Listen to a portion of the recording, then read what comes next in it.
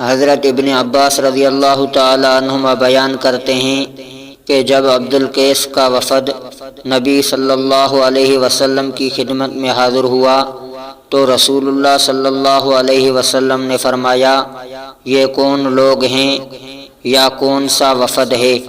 انہوں نے عرض کیا، ہم ربیہ قبیلہ کے لوگ ہیں۔ آپ صلی اللہ علیہ وسلم نے فرمایا، قوم یا وفد خوش آمدید، تم کشادہ جگہ آئے اور تم رسوا ہوئے نہ نادم۔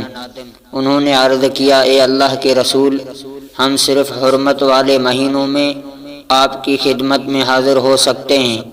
ہمارے اور آپ کے مابین مضر کے کفار کا یہ قبیلہ آباد ہے۔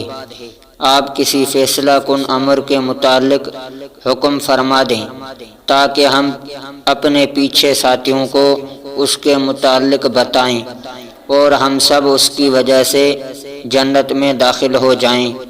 اور انہوں نے آپ سے مشروبات کے متعلق دریافت کیا تو آپ نے 4 چیزوں کے متعلق انہیں حکم فرمایا اور 4 چیزوں سے انہیں منع فرمایا۔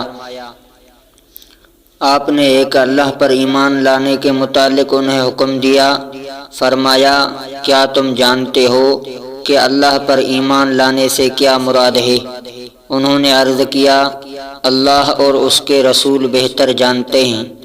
آپ صلی اللہ علیہ وسلم نے فرمایا، اس بات کی گواہی دینا کہ اللہ کے سوا کوئی معبود نہیں اور یہ کہ محمد صلی اللہ علیہ وسلم اللہ کے رسول ہیں، نماز قائم کرنا، زکوٰۃ ادا کرنا اور رمضان کے روزے رکھنا، اور یہ کہ تم مال غنیمت میں سے 5واں حصہ ادا کرو۔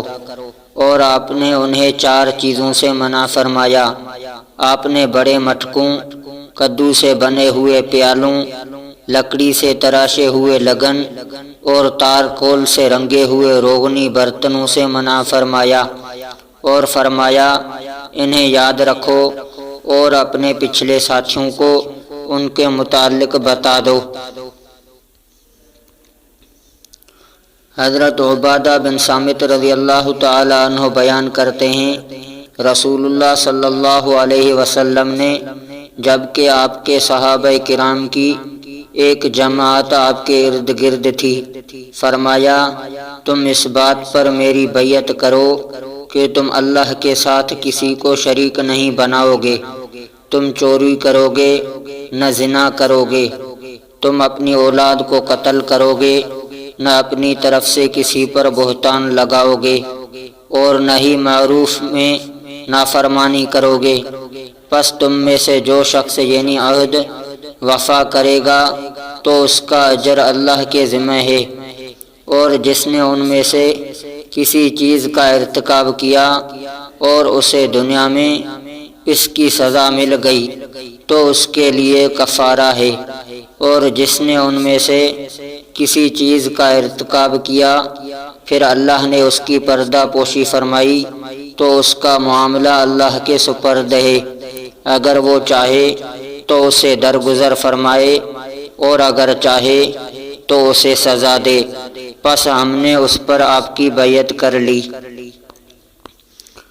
حضرت ابو سعید خدری رضی اللہ تعالی عنہ بیان کرتے ہیں، رسول اللہ صلی اللہ علیہ وسلم عید الاضحیٰ یا عید الفطر کے موقع پر عیدگاہ کی طرف تشریف لائے تو آپ خواتین کے پاس سے گزرے تو فرمایا، خواتین کی جماعت صدقہ کرو کیونکہ میں نے جہنم میں تمہاری اکثریت دیکھی ہے۔ انہوں نے عرض کیا، اللہ کے رسول کس وجہ سے؟ آپ صلی اللہ علیہ وسلم نے فرمایا، تم لعن طعن زیادہ کرتی ہو اور خاوند کی ناشکری کرتی ہو۔ میں نے تم سے زیادہ کسی کو دین اور عقل میں نقص رکھنے کے باوجود پختہ رائے مرد کے عمل کو لے جانے والا نہیں پایا۔ انہوں نے عرض کیا، اللہ کے رسول، ہمارے دین اور ہماری عقل کا کیا نقصان ہے؟ آپ صلی اللہ علیہ وسلم نے فرمایا، کیا عورت کی گواہی مرد کی گواہی سے نصف نہیں؟ انہوں نے کہا، جی ہاں، کیوں نہیں؟ آپ صلی اللہ علیہ وسلم نے فرمایا یہ اس کی عقل کا نقص ہے۔ آپ صلی اللہ علیہ وسلم نے فرمایا کیا جب اسے حیض آتا ہے تو اس وقت وہ نماز اور روزہ ترک نہیں کرتی؟ انہوں نے عرض کیا کیوں نہیں، ایسے ہی ہے۔ آپ صلی اللہ علیہ وسلم نے فرمایا یہ اس کے دین کے نقص میں سے ہے۔ حضرت ابو ہریرہ رضی اللہ تعالی عنہ بیان کرتے ہیں رسول اللہ صلی اللہ علیہ وسلم نے فرمایا اللہ تعالی فرماتا ہے ابن آدم نے میری تکذیب کی حالانکہ یہ اس کے لیے مناسب نہیں، اور اس نے مجھے برا بھلا کہا حالانکہ یہ اس کے لائق نہیں تھا۔ رہا اس کا مجھے جھٹلانا تو وہ اس کا یہ کہنا ہے کہ وہ مجھے دوبارہ پیدا نہیں کرے گا جیسے اس نے شروع میں مجھے پیدا کیا تھا، حالانکہ پہلی بار پیدا کرنا میرے لیے دوبارہ پیدا کرنے سے زیادہ آسان نہیں۔ اور رہا اس کا مجھے برا بھلا کہنا تو وہ اس کا یہ کہنا ہے اللہ کی اولاد ہے، حالانکہ میں یکتا بے نیاز ہوں جس کی اولاد ہے نہ والدین اور نہ کوئی میرا ہمسر ہے۔